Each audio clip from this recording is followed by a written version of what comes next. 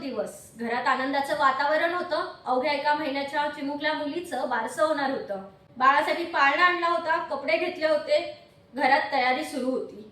पण या आनंदाच्या क्षणात असं काही घडलं ज्याने संपूर्ण कोल्हापूर हादरलं. ही कहाणी आहे अस्मिता काटकर यांची.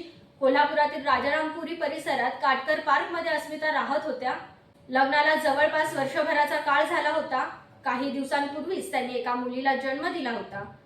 घरात एका नव्या पाहुण्याचं आगमन झालं होतं आणि आता त्याच मुलीच्या बारशाची तयारी सुरू होती. पण रविवारी 12 जुलै रोजी दुपारच्या सुमारास अस्मिता यांनी आपल्या राहत्या घरी जीवन संपवलं. ही बातमी समोर येताच कुटुंबीय आणि नातेवाईकांना मोठा धक्का बसला, कारण काही दिवसातच त्यांच्या चिमुकल्या मुलीचं बारसं होणार होतं.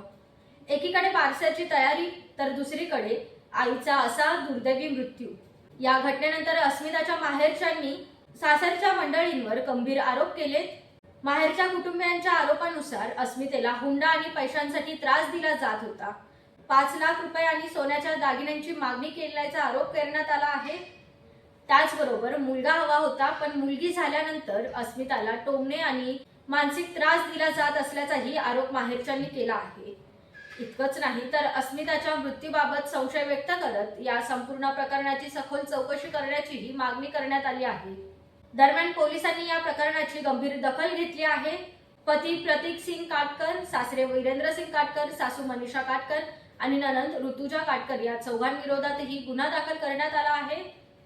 पोलिसांनी चौघांनाही अटक केली असून न्यायालयाने त्यांना पोलीस कोठडी सुनावली आहे. या प्रकरणात अस्मितेच्या मृत्यूचे नेमकं कारण काय? तिच्यावर खरोखर हुंड्यासाठी आणि मुलगी झाल्यामुळे छळ करण्यात आला होता का? माहेरच्या कुटुंबियांनी केलेले हे आरोप कितपत खरे आहेत? या सर्व प्रश्नांची उत्तरं आता पोलिसांच्या तपासातून समोर येणार आहेत.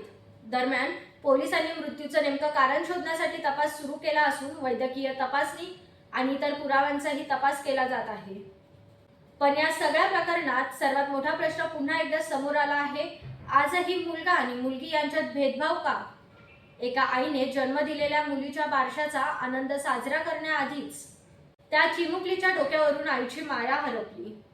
ज्या घरात काही दिवसांनी बाळाच्या नावाचा सोहळा होणार होता, त्याच घरात तिच्या आईच्या मृत्यूचा शोक आहे. या प्रकरणात सत्य काय आहे हे तपासानंतर स्पष्ट होईल. मात्र अस्मितेच्या मृत्यूने हुंडा प्रथा, मुलगा हवा या मानसिकतेचा आणि महिलांवरील कौटुंबिक छळाचा प्रश्न पुन्हा एकदा ऐरणीवर आला आहे. या प्रकरणाचा तपास सुरू आहे आणि आता अस्मिताला न्याय मिळणार का याकडे संपूर्ण कोल्हापुराचंच नाही तर महाराष्ट्राचंही लक्ष लागलं आहे. या पुढील अपडेटसाठी आपल्या उद्योग राष्ट्र न्यूज चॅनलला सबस्क्राईब करायला विसरू नका. धन्यवाद.